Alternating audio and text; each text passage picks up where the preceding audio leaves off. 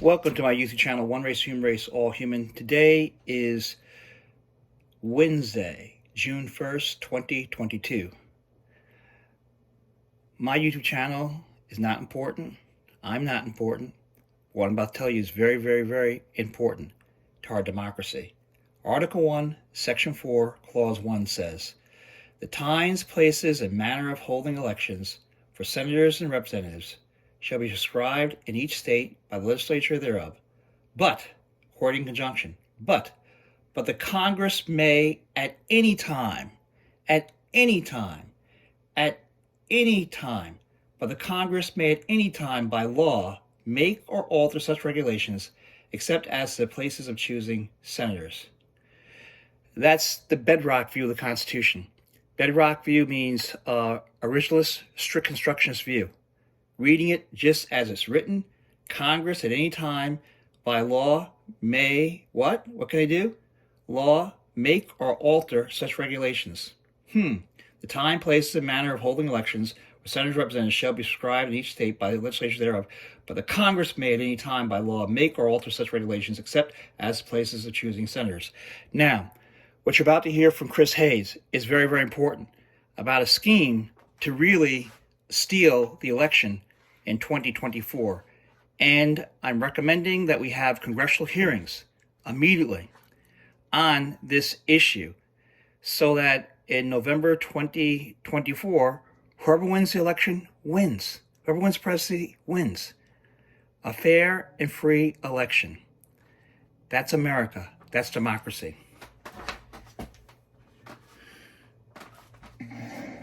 There's one takeaway from all the reporting in the wake of January 6th. It is that Donald Trump's attempted coup very well could have worked, as we've discussed on the show before. If just a few individuals in a few key positions had been on board with Trump's plan, he may have been able to overturn the results of a free and fair election. One of the schemes pushed by the ex-president and his allies was to have the states themselves throw out Biden's victory.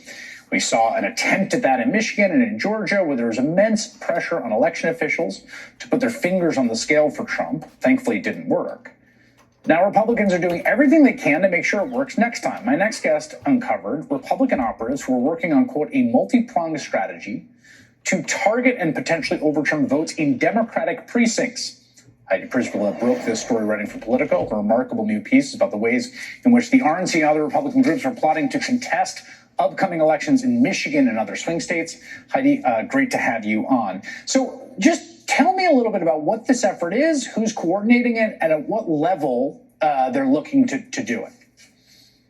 Right, Chris. Election legal experts I talked to all agree that this is really unprecedented attempt here by a political party, in this case, the RNC, to recruit folks, many of whom are election deniers, to become actual workers within the architecture of the election administration system. Workers who would be trained beforehand in workshops sponsored by the RNC on how to contest voters as well as voting processes.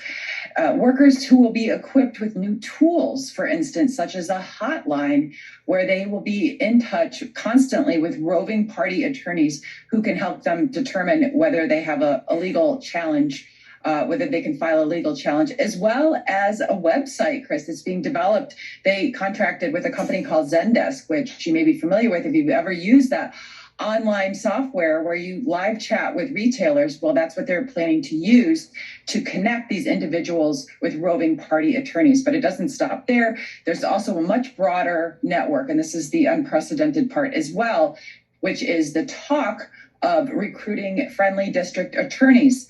The talk of reaching out to law enforcement in advance. I was in Michigan, Chris, for instance, when a lot of the poll watchers, their untrained poll watchers, were kicked out for violating COVID protocols. They said they saw fraud. They said that they were bullied. In fact, they were violating COVID protocols, and law enforcement kicked them out.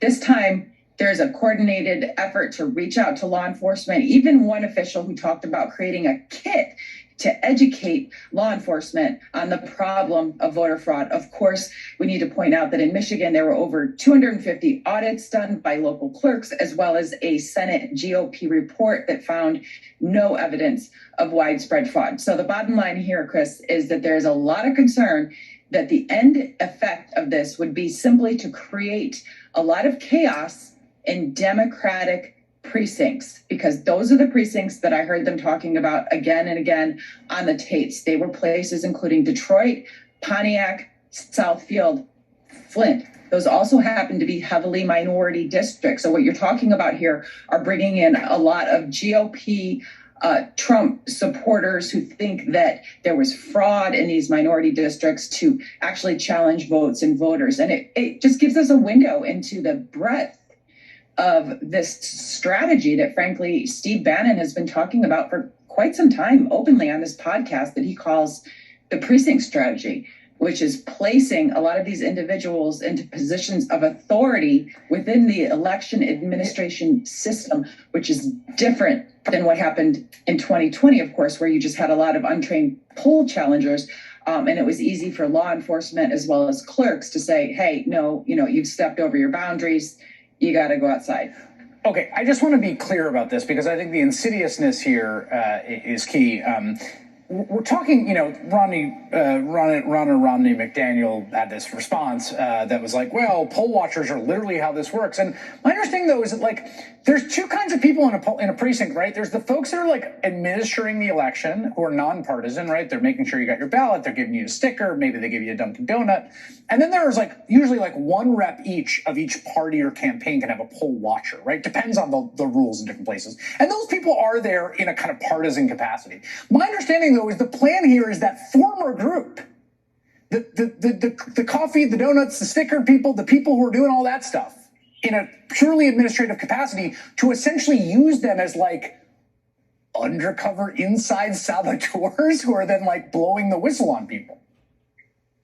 That it is a big distinction, and I'm glad that you're making it, because in her statement she really blurred who we're talking about here. Yes. We're not talking about those poll watchers, right? Right. We're talking about actually the paid nonpartisan officials who are there to actually administer the election. If you look at some of the quotes, for instance, from the video recordings, you heard the election integrity director from Michigan talk about how ideally many of these people would not just be poll workers, but they actually be inspectors.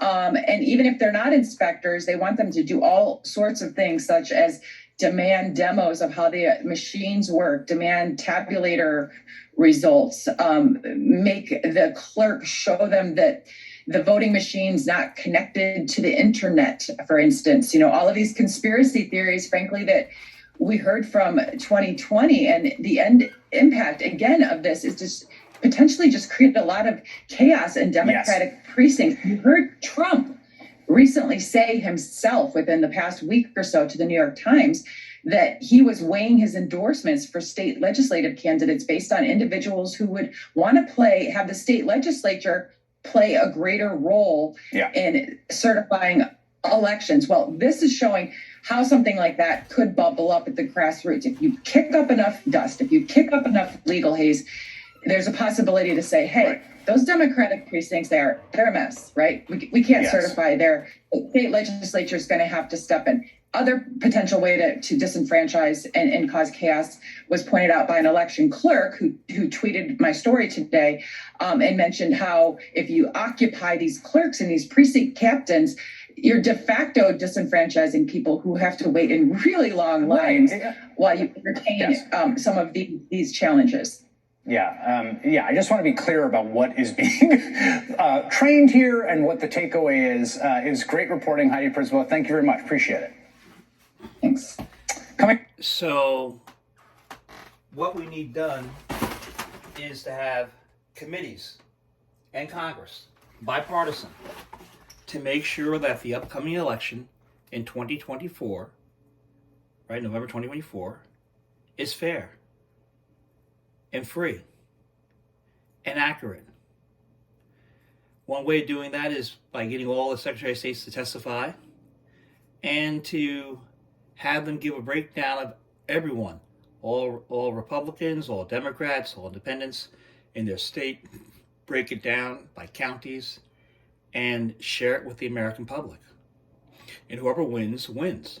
If someone wins by 2 votes, hey, they're the United States Senator or the House member or the president, United States of America. That gives them the electoral college count. So we want to preserve our democracy. Now, don't forget, right, that Congress, right? Congress has the power over United States senators and United States House of Representatives when it comes to elections. All right, you have that power. The time, places, and manner of holding elections for senators and representatives shall be prescribed in each state by the legislature thereof.